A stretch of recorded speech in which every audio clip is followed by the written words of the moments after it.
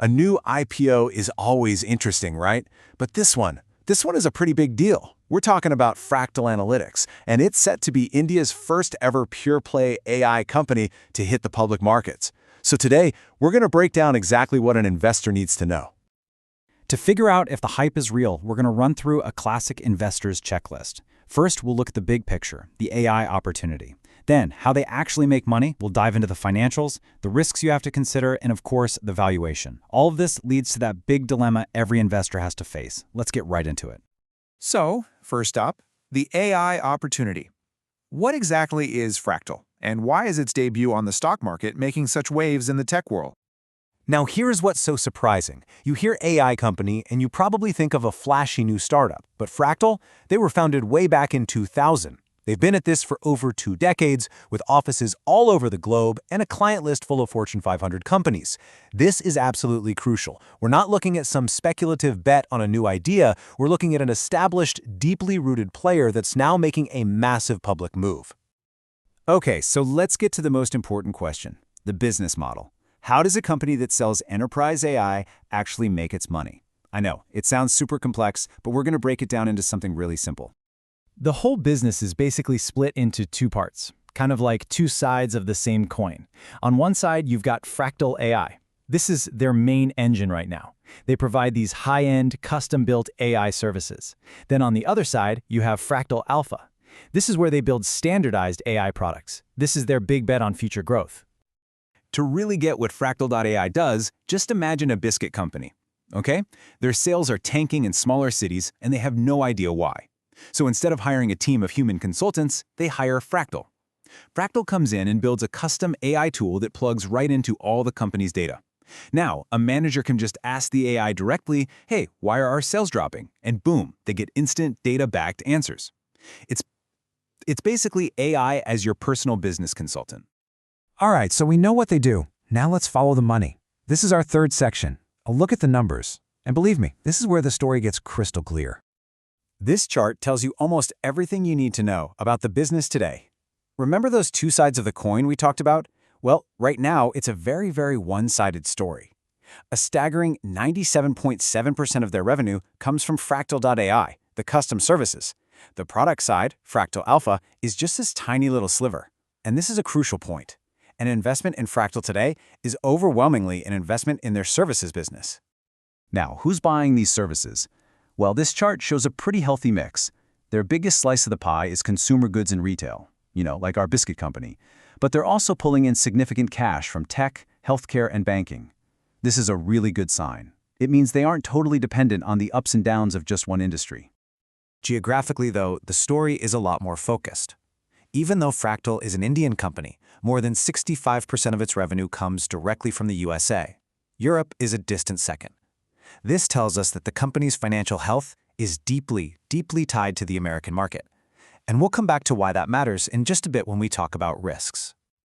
Now for some key performance indicators, or KPIs. Their net revenue retention is 114%, which is fantastic. It means their existing clients aren't just sticking around, they're actually spending more money each year. They're also landing more of what they call must-win clients, those huge, deep-pocketed companies. And finally, their growth rate, their CAGR, is clocking in at 18%, which is just a little bit ahead of the industry average. These are all really solid positive signs.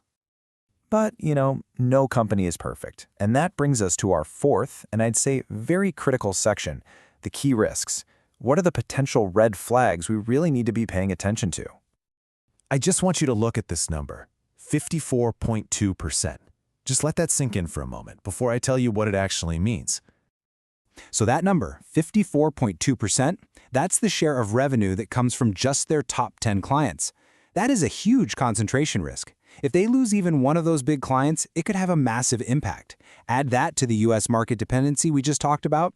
Also, and this is a bit of a head-scratcher, they actually recorded a net loss in fiscal year 2024.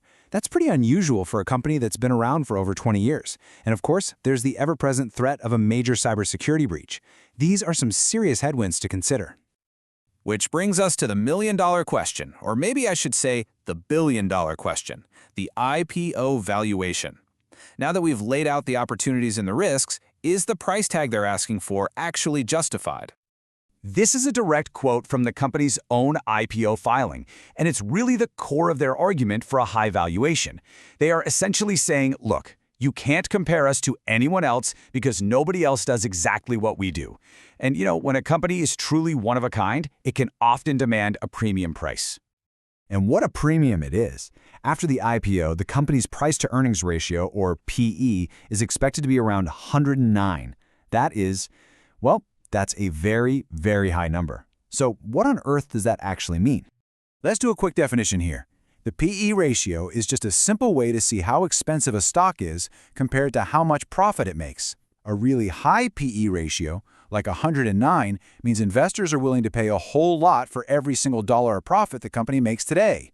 Why? Because they're expecting absolutely massive growth in the future. So the market is baking in some incredibly high expectations for Fractal.